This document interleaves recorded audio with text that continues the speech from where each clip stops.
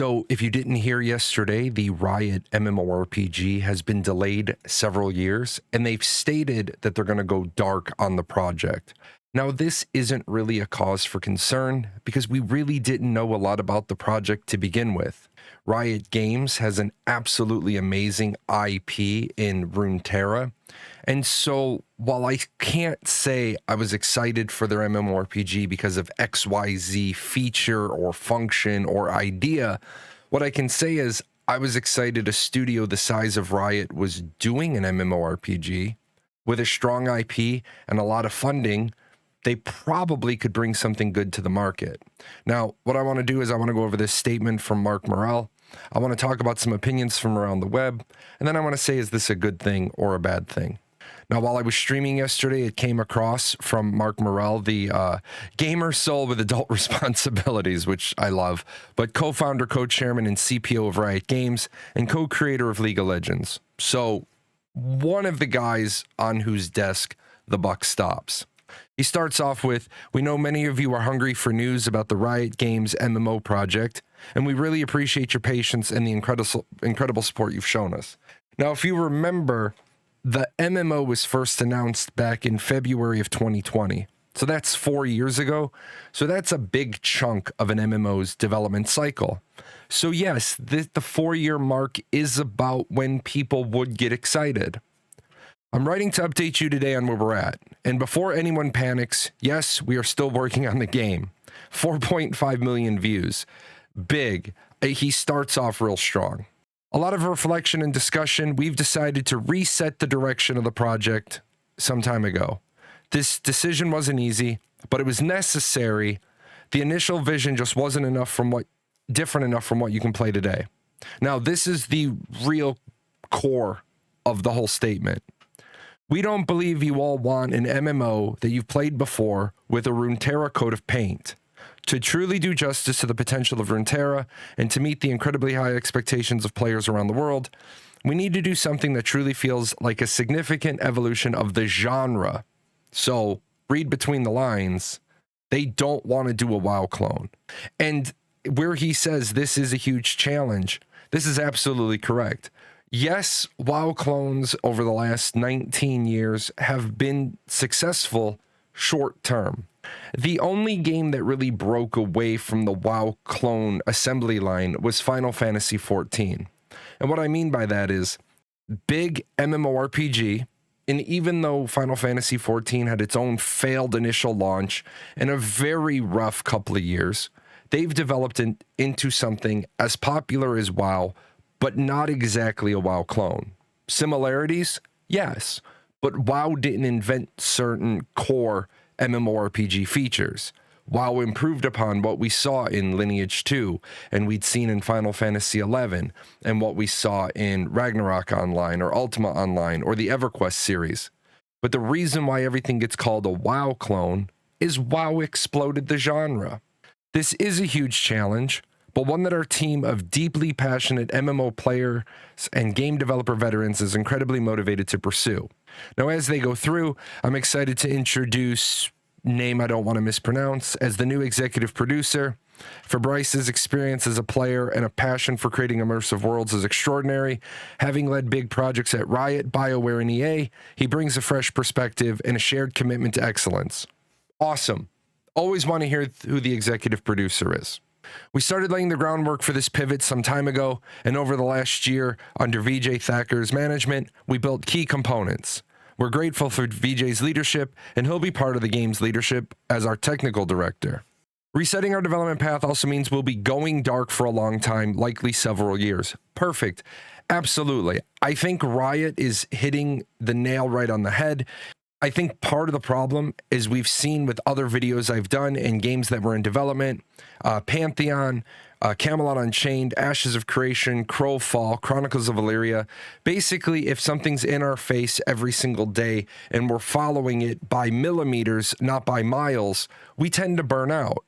This silence will help provide space for the team to focus on the incredible amount of work ahead of them. We understand the excitement and anticipation that surrounds new information, but we ask for your trust during the silent phase. Remember, no news is good news. as it means we're hard at work, pouring our hearts and souls into making something that we hope you'll love. Now, this is a little rough because you haven't given any information about what direction were you going and what are you pivoting to. But honestly, that's fine. Build something, build the game that Riot Games wants to build, and then the players that want to play it will come.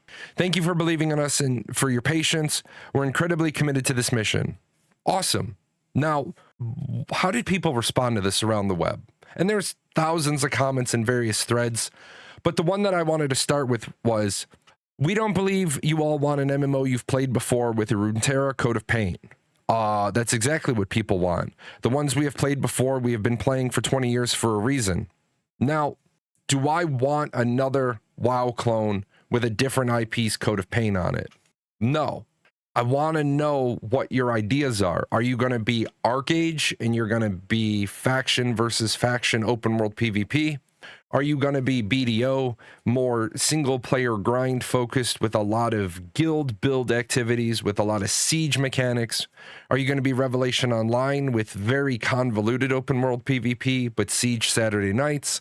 Are you going to be Ashes of Creation or New World with towns and governors that guilds control or people control? I mean, you're going to be Chrono Odyssey with time stopping mechanics? Are you going to be PvP focused, PvE focused, or PvP going to be in instances, which a lot of people thought the League of Legends Riot MMO would do? So, no, I don't think everybody wants to play another WoW clone with a new IP Code of Paint, which is kind of what people said. How many clones over the last 20 years have been successful? A lot of them have been successful short term, and then they fall off. Rift from Tryon Worlds is a great example of this. Wildly popular, took a spin on the WoW clone, but wasn't different enough. The biggest competition, Final Fantasy XIV, did not get there by being a WoW clone. It got there by evolving things in a different direction. Absolutely true. Final Fantasy XIV has a lot of similarities with WoW, but it isn't a WoW clone. They should just throw in the towel.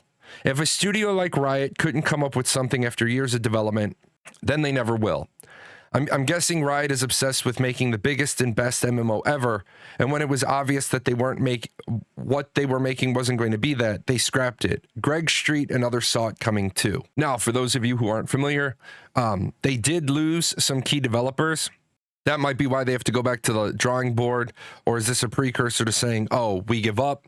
It very well could be a precursor to saying, oh, we give up, but I don't think we would have gotten that message, that long series of tweets, if this was just a delay tactic to then stop. Riot Games owned by Tencent. I don't think Tencent is a management company as Riot Games would string the carrot along and say, oh yeah, we're going to go back to the drawing board. I think if they were killing it, they would kill it. For those of you that aren't familiar, Greg Street is Ghostcrawler. He was the lead game designer on the MMO. Justin Hansen was the principal game designer. And it's absolutely possible that they parted ways because Riot wouldn't let them do the things they wanted to do. Maybe the things they wanted to do were great. Maybe Riot didn't believe the things they wanted to do were great. Getting rid of Ghostcrawler with his boomer, I don't get why MMO players choose to play MMO solo, should go play Dark Souls instead. Now this is great news. Game might actually have a chance instead of being some generic raid logging simulator. I don't know if I'll ever play another game with raids. It is shorthand for bad game with no real vision. Now, I've said this before about gamers. There's just some gamers you can't reach. I just can't with some people. How are raids shorthand for bad game with no real vision when the people who were playing games in the past said, you know what would be nice? If we had bigger than 5-player dungeons, if we had larger, grandiose, bigger in scale, bigger in threat, things that we could do with larger groups of people. That's not no real vision. That's giving the players what they want. I don't mind if a game has raids, so long as I don't have to do them, and there are plenty other things to do in game. If raids are the main attraction, then I'll skip it. And that's fair. You don't like raids. You're saying if a game has raids, I won't play it. That's a lot different than saying it's a bad game with no real vision. Just because you don't like it doesn't make it a bad game. You don't like it, it makes it a bad game for you. When I first read your post, I was like 2030. Oh, come on, that's so far away. But thinking it's just 6 years in the MMO development cycle, that's a very generous timeline. I think people have to come to the conclusion, honestly, that 2030 is probably the realistic launch date for the Riot MMO, if not later. 6 to 10 years is probably not an unfair estimation. Now, do I want it to take 6 to 10 years? No. Would I like there to be one more MMO that I play before I kind of hang up the top hat and stop being a serious hardcore, quote, hardcore MMORPG player? Yes. I'm like the first, Ghost Rider. I got one ride left in me, and whichever MMORPG comes out first is probably going to be the last one I go to. In honesty, was I thinking Riot was going to be my go-to game? No. But did I want to see them succeed? Absolutely.